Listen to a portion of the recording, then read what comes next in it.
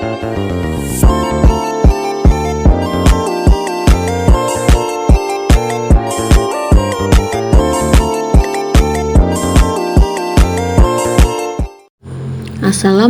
warahmatullahi wabarakatuh.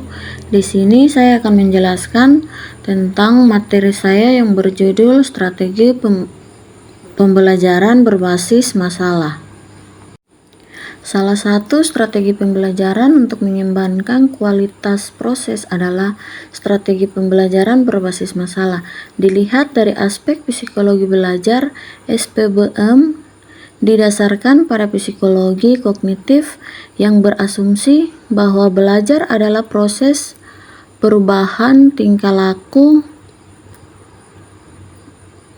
Berkat adanya pengamanan, SPBM dikembangkan untuk membantu siswa mengembangkan kemampuan berpikir, memecahkan masalah, dan keterampilan sosial.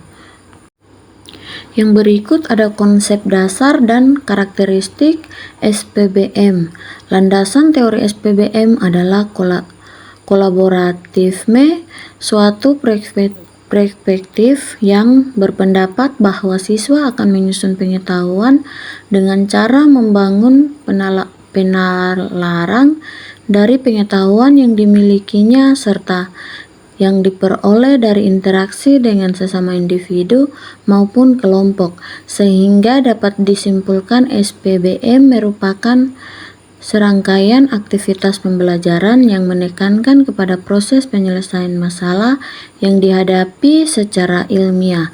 Tujuan SPBM adalah kemampuan siswa berpikir kritis, analitis, sistematis, dan logis untuk menemukan alternatif pemecahan masalah melalui eksplorasi data secara empiris. Ciri-ciri utama SPBM. Yang berikut ada ciri-ciri utama SPBM. Yang pertama, SPBM merupakan serangkaian aktivitas pembelajaran. Dalam SPBM, siswa melakukan serangkaian aktivitas yang melibatkan siswa aktif untuk berpikir, berkomunikasi, mencari dan mengelola data, serta menyimpulkan. Pembelajaran diarahkan untuk menyelesaikan masalah.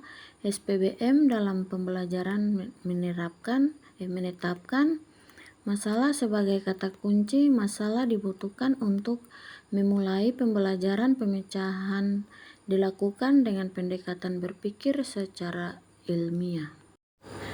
Di sini ada hakikat masalah dalam SPBM. Yang pertama, permasalahan yang digunakan dalam SPBM adalah permasalahan terbuka, sehingga jawaban tersebut masih belum pasti.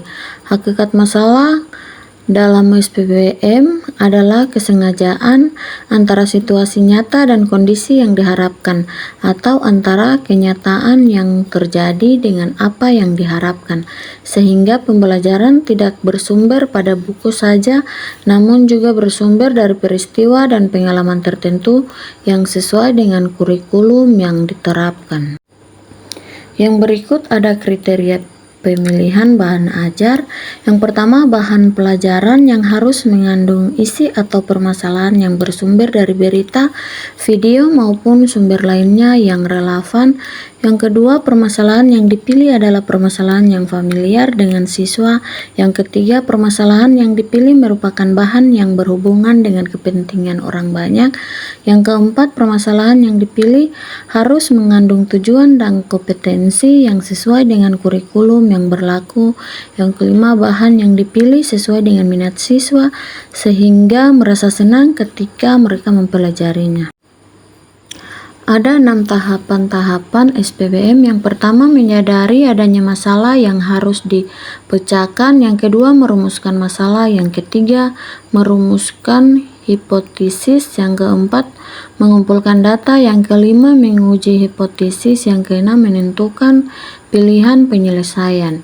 Berikut ada kelebihan SPBM. Teknik pemecahan masalah cukup efektif dalam memahami isi pelajaran. Yang pertama, perencanaan masalah dapat menantang kemampuan siswa serta memberi keputusan untuk menentukan pengetahuan. Pemecahan masalah meningkatkan aktivitas yang kreatif siswa. membantu siswa mentransfer pengetahuan mereka untuk memahami masalah dalam kehidupan nyata, mendorong untuk melakukan evaluasi sendiri, serta rasa tanggung jawab dalam mengembangkan pengetahuan barunya yang dianggap lebih iri, menyenangkan, dan disukai siswa, dan lain-lain. Yang berikut ada kelemahan. Yang pertama, apabila siswa tidak memiliki minat atau merasa masalah yang disajikan sulit untuk dipecahkan maupun enggan untuk mencoba, maka akan sulit dilaksanakan. Yang kedua, keberhasilan strategi pembelajaran melalui problem solving membutuhkan waktu untuk persiapan. Yang ketiga, tanpa pemahaman mengapa mereka berusaha untuk memecahkan masalah yang sedang dipelajari, maka mereka tidak akan belajar apa yang ingin mereka pelajari. Baik, sekian presentasi dari saya. Apabila ada salah kata dalam pengucapan, mohon maaf. Wassalamualaikum warahmatullahi wabarakatuh. Bobby Valentino.